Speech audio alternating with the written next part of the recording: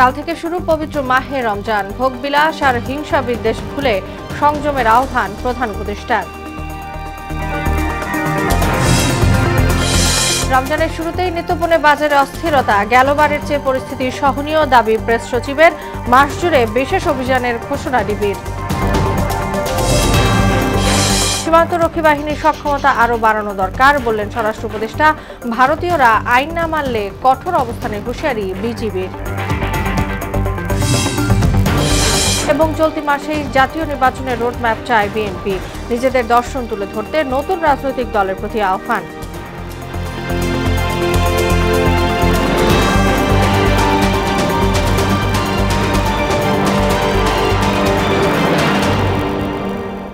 আসসালামু আলাইকুম, সবাইকে মোহনা সংবাদে স্বাগত। শুনছিলেন শিরোনাম, সঙ্গে আছি তাসনুমা বিনতে তাহের। এবার বিস্তারিত। 1446 হিজরি সনের পবিত্র রমজান মাসের চাঁদ দেখা গেছে। কাল থেকে রোজা শুরু। ধর্মপ্রাণ মুসল্লিরা তারাবির নামাজ আদায় করছেন। বাদ মাগরিব জাতীয় চাঁদ দেখা কমিটির বৈঠক শেষে ইসলামিক ফাউন্ডেশনে এক ব্রিফিংয়ে দেশবাসীকে রমজানের শুভেচ্ছা জানান ধর্ম উপদেষ্টা আ.ফ.ম. খালিদ হোসেন।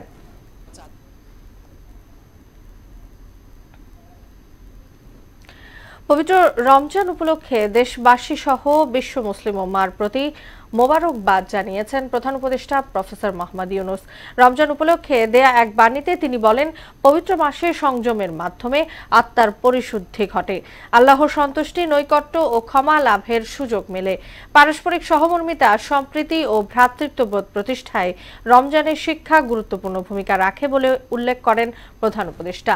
ভোগবিলাস, হিংসা বিদ্বেষ, উচ্ছৃঙ্খলতা ও সংঘাত পরিহার এবং সংযম প্রদর্শনের মাধ্যমে রমজানের পবিত্রতা রক্ষার আহ্বানও জানান ডক্টর মোহাম্মদ ইউনূস। রমজানের আগে আরেক দফা বেড়েছে নিত্যপণ্যের দাম। আমদানি শুল্ক ও আয়কর কমানো হলেও নিয়ন্ত্রণহীন খেজুরের বাজার। লেবু, শসা, বেগুনের দামও আগের চেয়ে চড়া, ঊর্ধ্বমুখী মাছ মাংসের দামও।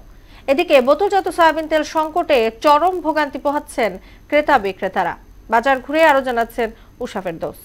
গতবার যেভাবে কিনেছি এবার একটু বেশি মনে হলো, যে প্রত্যেকটার মধ্যে 100-200 টাকা করে বেশি আছে। মনিয়ম 1100 একদম ফিক্সড, তাহলে তো দাম আমার কাছে মনে হয়নি যে কমেছে ওইভাবে। খেজুরের দাম নিয়ে এভাবেই অস্বস্তির কথা জানালেন মোহাম্মদপুর টাউন হল মার্কেটের ক্রেতারা। রমজান মাসে খেজুরকে সাধারণ মানুষের ক্রয় ক্ষমতার মধ্যে রাখতে আমদানির ওপর কাস্টমস ডিউটি 25% থেকে কমিয়ে 15%, অগ্রিম আয়কর 10% থেকে কমিয়ে 3% এবং 5% আগাম কর সম্পূর্ণ প্রত্যাহার করে 38.70% নির্ধারণ করা হলেও উল্টো চিত্র বাজারে। গেছে বছরের তুলনায় এবছরে প্রতি কারণে 400 থেকে 500 বাড়তি। সরকার যে বলছে যে এটার দাম কমায় দিচ্ছে, কিন্তু এটা বাজারের মধ্যে সঠিক দাম থাকবে, কিন্তু এগুলি তো আর তো যাচাই করে না। নিম্ন আয়ের মানুষের নাগালে নেই লেবু, শসা, বেগুনের দাম। প্রকার ভেদে লেবুর হালি 50 থেকে 100 টাকা, আর প্রতি কেজি বেগুন বিক্রি হচ্ছে 60 থেকে 120 টাকায়। হাইব্রিড শসা 60, দেশি শসা 80 থেকে 120 টাকা। আমাদের তো এটা বরাবরই থাকে একটা সিন্ডিকেট, রোজা আসলে আমরা দাম দ্বিগুণ করে দিই। লেবুর দাম তো অনেক, দেশি যেটা কাগজি লেবু 300 টাকা ডজন চাচ্ছি। একটা লেবুর দাম 30 টাকা কেবল কিনে নিয়ে আসলাম। আমরা কি সিঙ্গাপুরে আছি না বাংলাদেশে আছি? দাম অপরিবর্তিত থাকলেও সাধারণ মানুষের ভোগান্তির কারণ হয়ে দাঁড়িয়েছে সয়াবিন তেল। সংকটে প্রতিনিয়ত ভোগান্তিতে পড়তে হচ্ছে ক্রেতা বিক্রেতাকে। ওপেনলি রাখেও না, টাকা বেশি দিলে কোথা থেকে এনে দিচ্ছে, এই সিস্টেম তো ভালো না। সয়াবিন তেল মনেগঞ্জে পাই না, যদিও কিছু দেয়, হালকা কিছু তেল দেয়, হ্যাঁ মানে চাহিদার তুলনায় অনেক কম। গত এক মাসের ব্যবধানে এখনো স্বস্তি ফেরেনি মাংসের বাজারে, বরং বেড়েছে গরু, খাসি ও মুরগির মাংসের দাম। প্রতি কেজি গরুর মাংস বিক্রি হচ্ছে 800 টাকায় এবং খাসির মাংস বিক্রি হচ্ছে 1200 টাকা কেজি দরে। আমার যে পরিবারের সদস্য, তাতে 5 কেজি মাংস কিনলে ভালো হয়, আমি ঘুরতেছি 3 কেজি মাংস কেনার জন্য, তাও আমার জুলুম হচ্ছে। বেড়েছে ইলিশ, রুই, কাতল, কাঁচকি, পাবদা সহ সব রকম মাছের দামও। কেজি করে 200-300 টাকা বাড়তি। কোনো উৎসব পার্বণে যে অনেক সময় ডিসকাউন্ট দেয়, কিন্তু বাংলাদেশে এর কোনো বেলাই নাই। রমজান শুরুর আগেই ডাল, ছোলা, চিনির মতো মুদি পণ্যের দাম বাড়তে থাকলেও এবার এসব নিত্য পণ্যের দাম এখনো স্থিতিশীল। উষা ফেরদৌস, মোহনা সংবাদ, ঢাকা। খাদ্যপণ্যের দাম গেল রমজানের চেয়ে সহনীয় পর্যায়ে আছে বলে জানিয়েছেন প্রধান উপদেষ্টা প্রেস সচিব শফিকুল আলম। বলেন, পুরো মাস জুড়েই নিত্যপণ্যের দাম সহনীয় রাখার চেষ্টা করবে সরকার। বিকেলে ফরেন সার্ভিস একাডেমিতে আয়োজিত ব্রিফিংয়ে এসব কথা বলেন তিনি। আরো জানাচ্ছেন মুনতাসির মামুন। উপলক্ষে আমাদের যে জীবনযাত্রা ফরেন সার্ভিস একাডেমিতে সংবাদ সম্মেলনের ডাকে প্রধান উপদেষ্টা প্রেস উইং প্রেস সচিব শফিকুল আলম বলেন, গেল রমজানের তুলনায় এবার বেশিরভাগ পণ্যের দাম সহনীয় পর্যায়ে এসেছে। চেষ্টা থাকবে পুরো রমজান জুড়ে এই পরিস্থিতি অব্যাহত রাখার। এই রোজায় বেশিরভাগ পণ্যেরই দাম সহনীয় পর্যায়ে এসেছে, কমেছে, এবং এই যে সহনীয় পর্যায়ে আসা, এটা আমাদের পুরো রোজা ধরে, এই যে সামনে যে রোজা আসছে, পুরো রোজায় আমাদের ফোকাস থাকবে যে এটাকে কিভাবে এই দামটাকে সহনীয় পর্যায়ে রাখা যায়। বোতলজাত সয়াবিন তেলের সংকট নিয়েও কথা বলেন তিনি। ছোলা বা খেজুর সেগুলোর ক্ষেত্রে তো এই প্রত্যেকটা পণ্যের ক্ষেত্রেই এই গভর্নমেন্টের ফোকাস হচ্ছে কিভাবে এটাকে সহনীয় পর্যায়ে রাখা যায়। চলতি মাসেই নির্বাচনের রোডম্যাপ নিয়ে বিএনপির দাবি প্রসঙ্গে প্রেস সচিব বলেন, তারা হয়তো নির্দিষ্ট তারিখ জানতে চেয়েছে, সেটা নির্ভর করছে সংস্কার আকাঙ্ক্ষার উপর। এই বছরের ডিসেম্বরের মধ্যে যদি পার্টিগুলো, সব পলিটিক্যাল পার্টিগুলো মনে করে যে রিফর্ম করে তাড়াতাড়ি ইলেকশনের দিকে দেশ ধাবিত হবে, তাহলে এটা ডিসেম্বরের মধ্যে ইলেকশন হবে। আর যদি না, ওনারা পলিটিক্যাল পার্টি চান যদি আরও কিছু রিফর্ম হওয়ার পরে ইলেকশন, সেক্ষেত্রে আরও 3 মাস এটা দেরি হতে পারে। কোর রিফর্ম চাইলে ডিসেম্বরে নির্বাচন হবে, একটু বেশি সংস্কারের ক্ষেত্রে আরো 3 মাস লাগবে। আমরা সমস্ত পার্টির কাছে আমরা সমান, তো সেই জায়গায় আমরা মনে করে যে এই ধরনের ইন্টারনেটে যেটা বলা হচ্ছে আসলে সেটার মধ্যে বেশিরভাগই অতিরঞ্জিত। এই সময় প্রধান উপদেষ্টা ডেপুটি প্রেস সচিব আবুল কালাম আজাদ মজুমদার বলেন, পাবনার ডাকাতি ঘটনা নিয়ে বিভ্রান্ত ছড়ানো হচ্ছে। আঞ্চলিক একটা সড়ক পাবনার সাথিয়ায়, সেখানে গতকাল রাতে গাছের গুঁড়ি ফেলে একটা মাইক্রোবাস এবং একটা মোটরসাইকেল এবং একটা সিএনজি অটোরিকশা, এই 3টা পরিবহনে ডাকাতি হয়েছে। ঘটনার পরপরই, ঘটনার প্রায় 10 মিনিটের মধ্যেই খবর পেয়ে স্থানীয় পুলিশের টহল দল সেখানে উপস্থিত হয়েছে এবং সেখানে তারপরে এরপরে আর কোনো ঘটনা বাড়তে পারেনি। মুনতাসির মামুন, মোহনা সংবাদ, ঢাকা। পবিত্র রমজান মাসে বিশেষ অভিযান শুরু করতে যাচ্ছে ঢাকা মেট্রোপলিটন পুলিশের গোয়েন্দা বিভাগ। সকালে ডিএমপি মিডিয়া সেন্টারে ব্রিফিংয়ে ডিবি প্রধান রেজাউল করিম মল্লিক জানান, ইতোমধ্যে এলাকা ভিত্তিক সন্ত্রাসের তথ্য মিলেছে। পুরো রমজান জুড়ে তাদের বিরুদ্ধে অল আউট অ্যাকশন চলবে।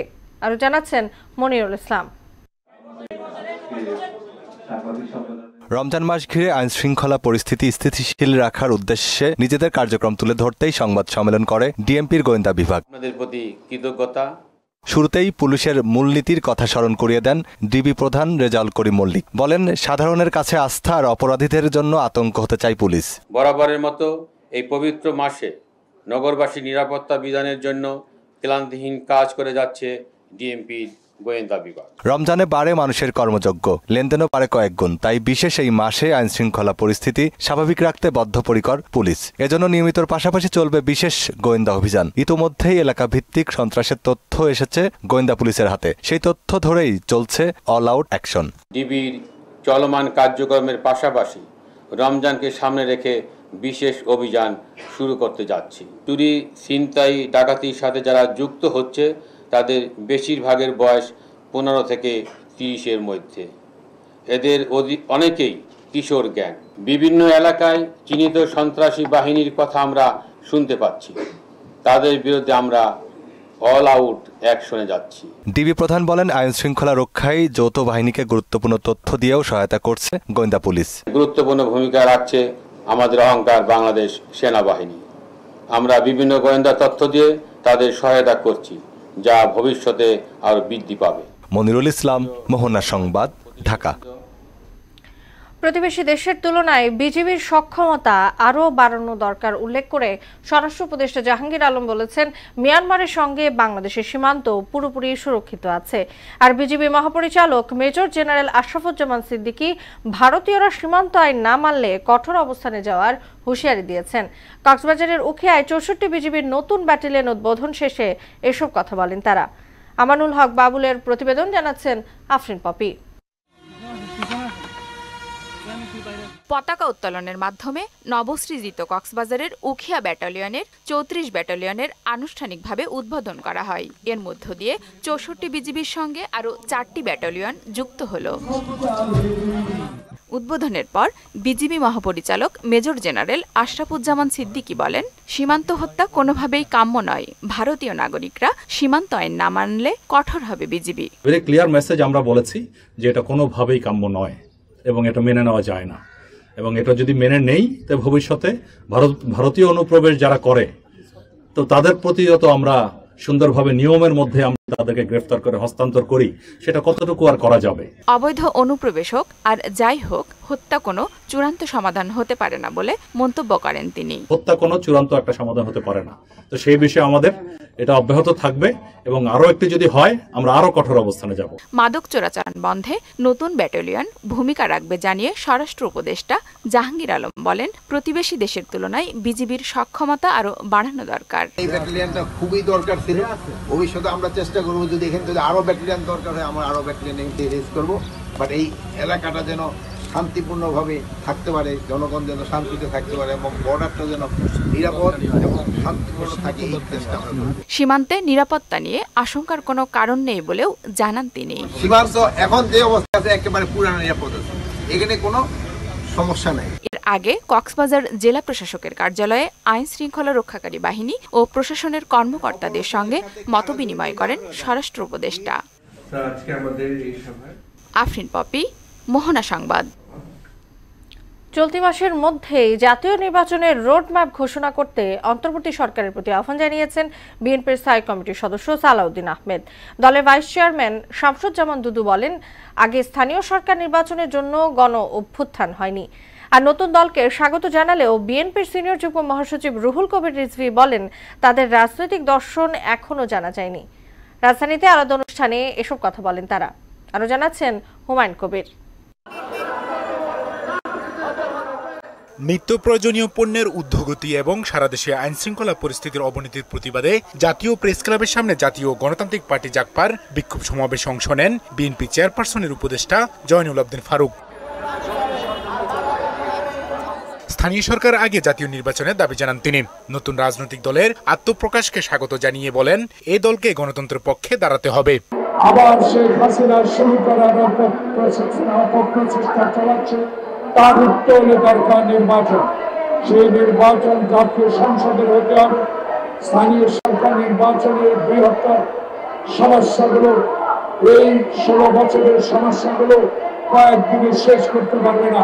এদিকে প্রেস ক্লাবের সামনে আলাদা অনুষ্ঠানে জাতীয় নির্বাচন ঘিরে একই দাবি জানান বিএনপির ভাইস চেয়ারম্যান শামসুজ্জামান দুদু। নিত্যপণ্যের দাম প্রসঙ্গে বলেন, বাজার নিয়ন্ত্রণ করতে হলে আওয়ামী সিন্ডিকেট ভাঙতে হবে। স্থানীয় সরকারের নির্বাচনের জন্য 17 বছর আন্দোলন করা হয় না, 60 লক্ষ মামলা হয় না। এটা বুঝতে হবে সরকারকে। যদি এই ক্ষেত্রে টালবাহানা করা হয় বিশেষ কোনো উদ্দেশ্যে, বিশেষ কোনো স্বার্থে, বিশেষ কোনো গোষ্ঠীর জন্য, তাহলে দেশের জন্য যে পরিস্থিতি তৈরি হবে সেটা খুব একটা সুখকর হবে না। এদিকে রাজধানীর ডিপ্লোমা ইঞ্জিনিয়ারিং ইনস্টিটিউটে ন্যাশনালিস্ট রিসার্চ ফাউন্ডেশন NRF এর আলোচনা অংশ নিয়ে বিএনপির সিনিয়র যুগ্ম মহাসচিব রুহুল কবির রিজভী অভিযোগ করেন, আওয়ামী লীগের চেতনা ছিল দুর্নীতি, ব্যাংক লুটার, অর্থ পাচার করা। মুক্তিযুদ্ধের চেতনা বলতে বলতে একেবারে গলায় ঘা করে ফেলেছিল শেখ হাসিনা। অথচ এই মুক্তিযুদ্ধের চেতনা ছিল টাকা পাচার, টাকা হরিলুট, বাংলাদেশ ব্যাংকে একেবারে অতলে নিয়ে যাওয়া এবং দেশকে চিরদিনের জন্য আপনার তার স্বাধীনতাকে বন্ধক রাখা ভারতের কাছে। এই কাজগুলো করতে, কিন্তু বেগম খালেদা জিয়া এই কাজটি করেননি। এই মাসের মধ্যে জাতীয় নির্বাচনের রোডম্যাপ ঘোষণার দাবি জানান স্থায়ী কমিটির সদস্য সালাউদ্দিন আহমেদ। মাননীয় প্রধান উপদেষ্টা, আপনাকে অতি শীঘ্র জাতীয় সংসদের রোডম্যাপ প্রদান করতে হবে, নির্বাচনের রোডম্যাপ। এই মাসের মধ্যে জাতীয় সংসদ নির্বাচনের রোডম্যাপ প্রদান না করেন তাহলে সেটা আমরা রাজনৈতিকভাবে গণতান্ত্রিক শক্তিগুলো বসে আমাদেরকে পুনরায় নির্ধারণ করতে হবে আমরা কোন প্রক্রিয়ায় গণতান্ত্রিক। নতুন রাজনৈতিক দলের এজেন্ডা নিয়েও কথা বলেন সালাউদ্দিন আহমেদ। যারা গণপরিষদের মধ্য দিয়ে নতুন সংবিধান প্রণয়ন করতে চান সেটা আপনারা যখন পারবেন করবেন। হুমায়ুন কবির, মোহনা সংবাদ, ঢাকা। চলতি মাসেই সাবেক প্রধানমন্ত্রী শেখ হাসিনার বিরুদ্ধে দায়ের করা মামলাগুলোর তদন্ত প্রতিবেদন দেবে প্রসিকিউশন। এর 1 থেকে 1.5 মাসের মধ্যেই শুরু হবে বিচার কাজ। সকালে সিলেটে পরিবর্তিত পরিস্থিতিতে মানবাধিকার শীর্ষক কর্মশালা শেষে এসব কথা জানান আন্তর্জাতিক অপরাধ ট্রাইব্যুনালের চিফ প্রসিকিউটর তাজুল ইসলাম। ভারত বাংলাদেশের মধ্যকার বন্দি বিনিময় চুক্তির কথা উল্লেখ করে বলেন, এর আওতায় শেখ হাসিনাকে ফিরিয়ে আনা সম্ভব হবে। ভারতের সাথে আমাদের একটা চুক্তি আছে, অপরাধীর বহিঃসমর্পণ চুক্তি। সেটা 2013 সালে আওয়ামী লীগ সরকারই করেছিল। সেই চুক্তির শর্ত অনুযায়ী বাংলাদেশ থেকে পালিয়ে যাওয়া কোনো আসামি ভারতে যদি থাকে, তাকে প্রত্যার্পণের ব্যাপারে আমরা রিকোয়েস্ট করতে পারি এবং চুক্তি অনুযায়ী তারা কিন্তু সেটা করতে বাধ্য।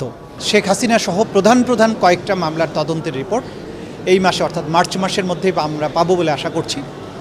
এবং যদি আনুষ্ঠানিকভাবে এই তদন্তের রিপোর্ট আমরা পেয়ে যাই, তাহলে আমরা তারপরে 1 মাস বা 1.5 মাসের মধ্যে আনুষ্ঠানিক বিচারের যে প্রক্রিয়া সেটা শুরু হয়ে যাবে। আওয়ামী লীগ সরকারের আমলে হওয়া প্রতিটি গুম খুনের বিচার বাংলার মাটিতে হবে বলে মন্তব্য করেছেন উত্তর বিএনপির আহ্বায়ক ও কেন্দ্রীয় কমিটির ক্রীড়া বিষয়ক সম্পাদক আমিনুল হক। পল্লবীতে বিভিন্ন সময়ে বিএনপির গুম হওয়া নেতাকর্মীর পরিবারের সঙ্গে সাক্ষাৎ ও রমজান উপলক্ষে ইফতার সামগ্রী বিতরণকালে একথা বলেন তিনি। বিস্তারিত মাহবুব হাসান রিপনের প্রতিবেদনে। বিভিন্ন সময়ে গুমের শিকার বিএনপি নেতাকর্মীদের পরিবারের সঙ্গে সৌজন্য সাক্ষাৎ ও বিএনপির ভারপ্রাপ্ত চেয়ারম্যান তারেক রহমানের পক্ষ থেকে ইফতার সামগ্রী উপহার বিতরণ করেন উত্তর বিএনপির আহ্বায়ক ও কেন্দ্রীয় কমিটির ক্রীড়া বিষয়ক সম্পাদক আমিনুল হক। রাজধানীর পল্লবী থানা যুবদলের সাবেক সাধারণ সম্পাদক নূরে আলম, পল্লবী থানা ছাত্রদলের সাবেক যুগ্ম আহ্বায়ক তরিকুল ইসলামের পরিবারের খোঁজ খবর নেন তিনি। কমিশনার, হাই কমিশনার, তারপরে কমিশনারের কাছে জমা দিছি কাগজ, ওনারা দেখতেছে। ওনারা আমার কালকেও ডাকাইছে, ওনারা বলতেছে যে আমাদের জানাবে। যার মাথার ছাদ না থাকে সে তো অনেক কষ্ট চলে। তারপরও আমার এই বিএনপির তরফ থেকে এই আমিনুল ভাই আছে, মিল্টন ভাই, তারপর তারেক জিয়া ভাই, ওইখান থেকেই তো আমার ছোট ছেলের পড়ালেখার ব্যাপারে যাবতীয় সবকিছু সে ওইখান থেকে করছে। আমিনুল হক বলেন, বিএনপি ক্ষমতায় এলে গুম খুনের বিচার করা হবে, যা বিশ্বে দৃষ্টান্ত হয়ে থাকবে। বিচার বহির্ভূত গুম করেছে, হত্যাকাণ্ড চালিয়েছে, প্রত্যেককে আইনের আওতায় এনে তাদের বিচার করা হবে এবং সেই বিচার এই দেশের মানুষের জন্য, সারা বাংলাদেশ সহ সারা পৃথিবীর জন্য একটি এক্সাম্পল তৈরি হবে। এদিকে পল্লবী বিএনপি ও যুবদলের আয়োজনে দরিদ্র পরিবারের মাঝে ইফতার সামগ্রী ও শিক্ষা উপকরণ বিতরণ অনুষ্ঠানে অংশ নিয়ে তিনি বলেন, সরকারের একটি গোষ্ঠী স্থানীয় সরকার নির্বাচন আগে করে দেশকে অস্থিতিশীল করার পাঁয়তারা করছে। এই অন্তর্বর্তীকালীন সরকারের ভিতরে একটি গোষ্ঠীকে বোঝানোর চেষ্টা করছে যে যদি এখন নির্বাচন দেন, কারণ বাংলাদেশের সবচেয়ে জনপ্রিয় দল হচ্ছে বিএনপি, এককভাবে সংখ্যাগরিষ্ঠতা লাভ করবে এদেশের জনগণের ভোটে বিএনপি। এই জন্য তারা একটি মহল, ওই যে আওয়ামী যে ষড়যন্ত্র প্রেতাত্মাকারীরা, তারা এই গোষ্ঠীকে বোঝানোর চেষ্টা করছে যে আগে স্থানীয় নির্বাচন দেন। বাংলাদেশে আইন শৃঙ্খলা পরিস্থিতি শেখ হাসিনার আমলে যেমন ছিল তার থেকে এখন কোনো অংশেই খারাপ নয় বলে মন্তব্য করেছে রাবি উপাচার্য সালেহ হাসান নকিব। দুপুরে বিশ্ববিদ্যালয়ের ডিন কমপ্লেক্সে নতুন বাংলাদেশ পুরনো সংকট, আইন শৃঙ্খলার ভবিষ্যৎ শীর্ষক এক সংলাপে তিনি আরও বলেন, দেশের আইন শৃঙ্খলা পরিস্থিতি নিয়ে সন্তুষ্ট থাকার কোনো কারণও নেই। আলোচনায় রাষ্ট্র সংস্কার আন্দোলনের প্রধান সমন্বয়ক অ্যাডভোকেট হাসনাত কাইয়ুম বলেন, কেউ বিপ্লবের সমালোচনা করলে তার মুখ বন্ধ করা সমীচীন হবে না। অনুষ্ঠানে কবি ও প্রবন্ধিক ফয়েজ আলম সহ রাবির বিভিন্ন সংগঠনের নেতৃবৃন্দ ও শিক্ষার্থীরা উপস্থিত ছিলেন। বাংলাদেশের আইন শৃঙ্খলা পরিস্থিতি নিয়ে কোনোদিনই সন্তুষ্ট হওয়ার মতো কিছু ছিল না, আজকেও সন্তুষ্ট হওয়ার মতো কিছু নেই। আজকের বাংলাদেশের যে আইন শৃঙ্খলা পরিস্থিতি সেটা খুবই খারাপ, কিন্তু সেটা হাসিনা শাসনের তুলনায় কোনো দিক থেকেই খারাপ না। আর বিপ্লবের পথে যেই আসলে আপনার বিরুদ্ধে কথা বলবে তাকে মনে করবে প্রতি বিপ্লবী, বিপ্লবের যেই সমালোচনা করবে তাকে মনে করবে যে ওর মুখ বন্ধ করা দরকার। দেশের বাইরের খবর। এতদিন পাল্টাপাল্টি কথার লড়াই চললেও এবার মুখোমুখি তর্কে জড়ালেন মার্কিন প্রেসিডেন্ট ডোনাল্ড ট্রাম্প এবং ইউক্রেনের প্রেসিডেন্ট ভলোদিমির জেলেনস্কি। শুক্রবার হোয়াইট হাউসের ওভাল অফিসে বৈঠকে তাদের মধ্যে উত্তপ্ত বাক্য বিনিময় হয়। ইউক্রেনের খনিজ সম্পদে যুক্তরাষ্ট্রের নিয়ন্ত্রণ নিয়ে দুই রাষ্ট্রনেতার চুক্তি সইয়ের কথা থাকলেও শেষ পর্যন্ত তা হয়নি। বাতিল করা হয় দুই নেতার যৌথ সংবাদ সম্মেলনও। বিস্তারিত কাজী শাহরিনের ডেস্ক রিপোর্টে। হোয়াইট হাউসের ওভাল অফিসে শুক্রবার মার্কিন প্রেসিডেন্ট ডোনাল্ড ট্রাম্প ও ইউক্রেনের প্রেসিডেন্ট ভলোদিমির জেলেনস্কির মধ্যে অনুষ্ঠিত হয় বৈঠক। বৈঠকের মূল উদ্দেশ্য ছিল ইউক্রেনের খনিজ সম্পদে যুক্তরাষ্ট্রের নিয়ন্ত্রণ নিয়ে দুই রাষ্ট্রনেতার চুক্তি সই। তবে শেষ পর্যন্ত তা হয়ে ওঠেনি। Mr. President, with respect, I think it's disrespectful for you to come into the Oval Office and try to litigate this in front of the American media. 45 মিনিটের বৈঠকের শেষ 10 মিনিটে Trump, vice president JD Vance ও জেলেনস্কির মধ্যে উত্তপ্ত বাক্য বিনিময়ের ঘটনা ঘটে। মুখোমুখি তর্কে জড়ানোর পর বৈঠকের মাঝেই হোয়াইট হাউস থেকে বেরিয়ে যান ইউক্রেনের প্রেসিডেন্ট। বাতিল করা হয় যৌথ সংবাদ সম্মেলনও। জেলেনস্কি বিশ্বমঞ্চে বহু বছর ধরে রাশিয়ার প্রতিশ্রুতি ভঙ্গের দৃষ্টান্ত তুলে ধরে সংশয় প্রকাশ করেন। I signed with him the deal. I signed with him, Macron and Merkel, we signed ceasefire. But after that, he broken this ceasefire. He killed our people and he didn't exchange prisoners. তবে জেলেনস্কির এই মন্তব্যে চটে যান JD veins. বলেন, আমেরিকার মিডিয়ার সামনে জেলেনস্কির এই অভিযোগ তোলা অসম্মানজনক। জেলেনস্কি এতে আপত্তি জানানোর চেষ্টা করলে শেষ পর্যন্ত ট্রাম্প জোর দিয়ে বলেন, জেলেনস্কি কয়েক লাখ মানুষের জীবন নিয়ে বাজি খেলছেন। তিনি তৃতীয় বিশ্বযুদ্ধ নিয়ে বাজি ধরছেন, যা আমেরিকার জন্য অসম্মানজনক। You're gambling with the lives of millions of people. You're gambling with World War III. You're gambling with World War III. মূলত ট্রাম্প খনিজ চুক্তি নিয়ে কোনো দর কষাকষির সুযোগ দেননি জেলেনস্কিকে। সাংবাদিকদের সামনে এই বৈঠকে জেলেনস্কিকে একের পর এক আক্রমণ করে মন্তব্য করেন ট্রাম্প। তিনি জানান, হয়তো চুক্তি সই হবে, না হয় যুক্তরাষ্ট্র এ থেকে বেরিয়ে যাবে।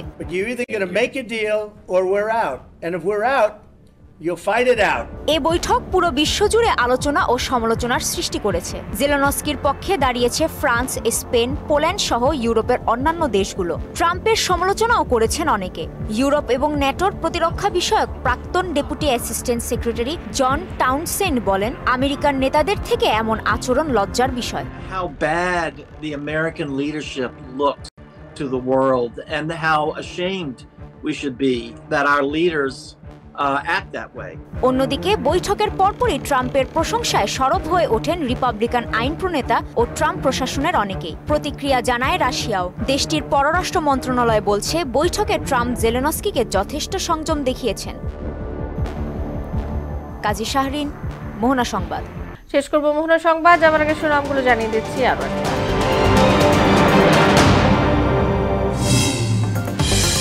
কাল থেকে শুরু পবিত্র মাহে রমজান। ভোগবিলাস আর হিংসা বিদ্বেষ ভুলে সংযমের আহ্বান প্রধান উপদেষ্টার। রমজানের শুরুতেই নিত্যপণ্যের বাজারে অস্থিরতা। গেল বারের চেয়ে পরিস্থিতি সহনীয়, দাবি প্রেস সচিবের। মাস জুড়ে বিশেষ অভিযানের ঘোষণা ডিবির। সীমান্তরক্ষী বাহিনীর সক্ষমতা আরও বাড়ানো দরকার বললেন স্বরাষ্ট্র উপদেষ্টা। ভারতীয়রা আইন না মানলে কঠোর অবস্থানে হুঁশিয়ারি বিজিবির। এবং চলতি মাসে জাতীয় নির্বাচনের রোডম্যাপ চায় বিএনপি। নিজেদের দর্শন তুলে ধরতে নতুন রাজনৈতিক দলের প্রতি আহ্বান।